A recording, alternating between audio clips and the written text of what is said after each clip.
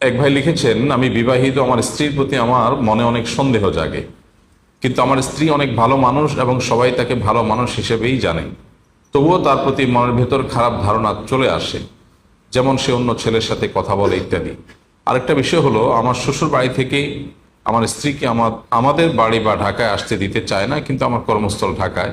আমার স্ত্রী আসতে চাইলেও শ্বশুর বাড়ির লোকজন আসতে দেয় না। এক্ষেত্রে করণীয় কি? ভাই, স্বামী স্ত্রী শুধু না, সহকর্মী, ব্যবসার পার্টনার, বিভিন্ন পর্যায়ে মানুষদের প্রতি একের প্রতি অন্যের বর্জন তৈরি করা, এটা শয়তানের অন্যতম একটা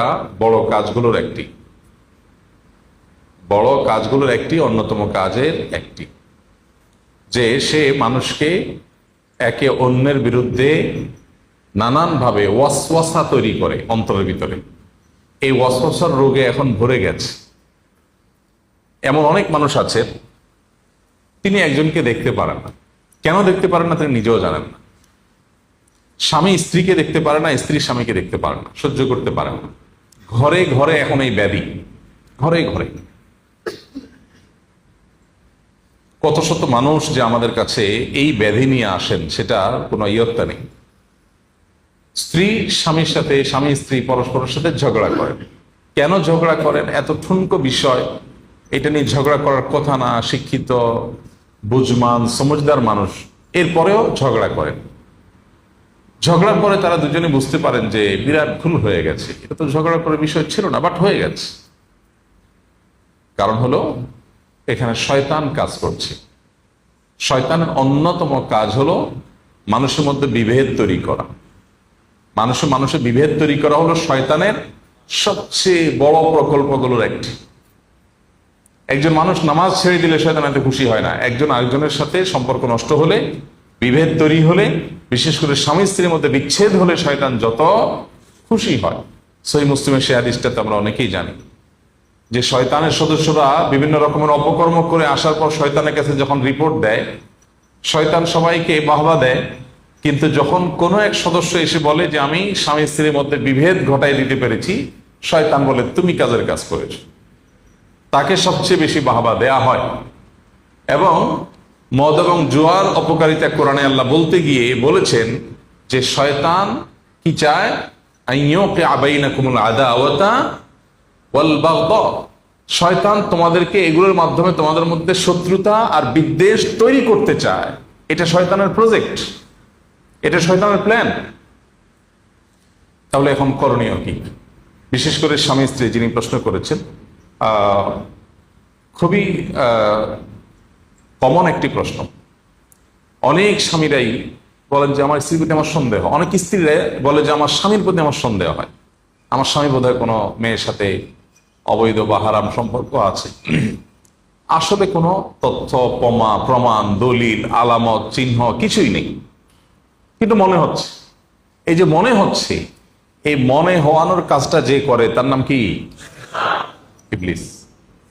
কোরআন এবং হাদিস তাকালে আমরা দেখি শয়তানের মৌলিক সবচেয়ে বড় কাজগুলোর একটাই, এটা শয়তান করতে চায়। এই জন্য কোরআন খুললে আপনি দেখবেন বারবার মানুষকে আল্লাহ রাব্বুল আলামিন একে অন্যের প্রতি হোসনে জন করার জন্য, পরস্পরের প্রতি আপনার পজিটিভ চিন্তা ধারণা করবার জন্য আমাদেরকে আল্লাহ নির্দেশ দিয়েছেন, নবী সাল্লাল্লাহু আলাইহি ওয়াসাল্লাম সে নির্দেশ দিয়েছেন।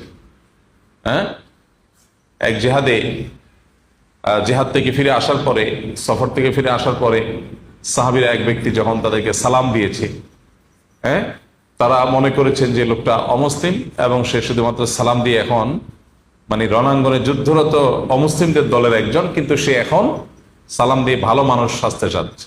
কিন্তু শত্রু পক্ষের লোক মনে করে তারা তাকে শেষ করে দিয়েছে।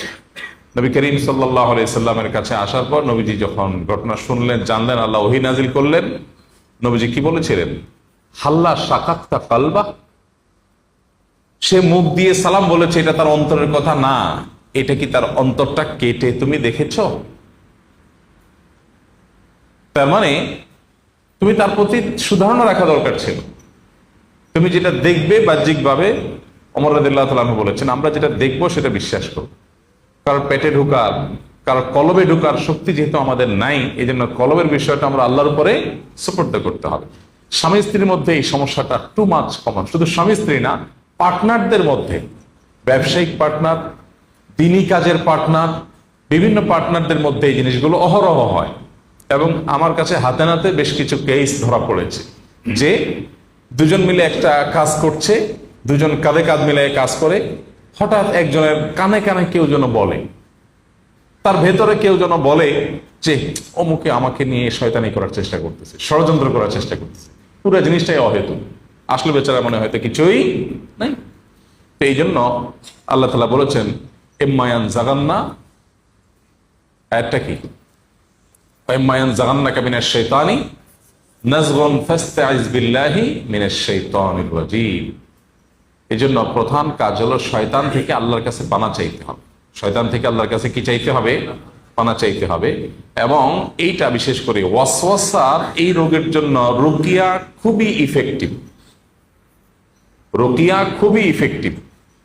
এবং ওয়াসওয়াসার রুকিয়া যদি করা যায়, সেলফ রুকিয়া করতে আমরা উৎসাহিত করব। রাকি দিয়ে রুকিয়া করার চাইতে নিজের রুকিয়া নিজে করা উত্তম। বাট আমরা এখন কোনো কাজে নিজে করতে চাই না, আমরা সব কাজ লোক দিয়ে করাইতে চাই। ফলে আমাদের জীবনটা হয়ে যাচ্ছে আয়েশি জীবন, অলস জীবন। এই জীবনটায় আমরা খুব বেশি মানুষ সুস্থ নই। এর অন্যতম কারণ হলো আমরা পরিশ্রম করতে চাই না, কষ্ট করতে চাই না। রুকিয়াটা নিজেরটা নিজে করাটাই হলো সুন্নাহ। নবী করিম সাল্লাল্লাহু আলাইহি সাল্লাম অন্য মানুষকে রুকিয়া দেওয়াটাকেও সাপোর্ট করেছেন। যেমন ওই যে এক অভিযান শেষে সাহাবীরা ফিরছেন অথবা অভিযানে যাচ্ছেন, তো পথে কোনো একটা গোত্রের প্রধানকে সাপে দংশন করেছে। এক সাহাবীকে ডাকা হলো যে তোমাদের মধ্যে কেউ রাকি আছে কিনা, চাড়ভুককারী আছে কিনা। তিনি সূরা ফাতিহা পড়ে ফু দিয়েছেন, লোকটা ভালো হয়ে গেছে। তাহলে অন্যকে দিয়ে ফু দেওয়ানো এটাও হাদিস দ্বারা সুসাব্যস্ত আছে। বাট নবীজি সাল্লাল্লাহু আলাইহি সাল্লাম আমাদেরকে উৎসাহ দিয়েছেন নিজের রুকিয়া নিজে করার জন্য। এখন কথা হলো কিভাবে জানবো, কিভাবে রুকিয়া করব? কোরআন তেলাওয়াত বিশুদ্ধ করে জানান কিনা, বাস এটুকু যোগ্যতা থাকলেই হলো। এরপরে ওয়াসওয়াসা হয়, আরেকজনের প্রতি মনে বাজে চিন্তা আসে, তাহলে আয়াতগুলো লিখে ফেলান কোন কোন আয়াতে ওয়াসওয়াসা রুকিয়া আছে, সে আয়াতগুলো তেলাওয়াত করেন। বাস রাকি আলাদা কোনো মন্ত্র জানে না যে রাকি পড়লে হবে, আপনি পড়লে হবে না, এটা ভুল ধারণা। মনে করি যে রাকি দিয়ে পড়াইলে বোধহয় কাজ বেশি হবে, না, এমন কোনো কথা নেই। নিয়ম মেনে কোরআনের আয়াত থেকে রুকিয়া আমরা যে কেউ করতে পারি। তো এইটার জন্য বিশেষ করে স্বামী স্ত্রীর মধ্যে বিভেদ তৈরি হলে রুকিয়া করা দরকার। এবং ওয়াসওয়াসা রুকিয়া ক্ষেত্রে খুব বেশি কার্যকর। আর একটা প্রশ্ন করেছেন, স্বামীকে স্ত্রীকে তার বাবার বাড়ির লোকজন স্বামীর বাড়িতে আসতে দেয় না। তো এই বিষয়গুলো আসলে এই ধরনের সংক্ষিপ্ত প্রশ্ন উত্তরে ক্লিয়ার হয় না। আসলে ফ্যাক্টটা কি, কেন আসতে দেয় না, আপনার এখানে আসার পরিবেশ নাই, কোনো অসুবিধা আছে কিনা। কোনো যৌক্তিক কারণ ছাড়া যদি মা বাবা তার সন্তানকে, মেয়েকে বাধা দেয় স্বামীর বাড়িতে যেতে, সে মা বাবা আল্লাহর কাছে অবশ্যই দায়ী থাকবে। কিন্তু রিয়েল ফ্যাক্ট কি, কেন বাধা দেয়, কোনো যৌক্তিক কারণ আছে কিনা, সেটা তো আমরা জানি না। যদি অযৌক্তিক কোনো কারণে বা কোনো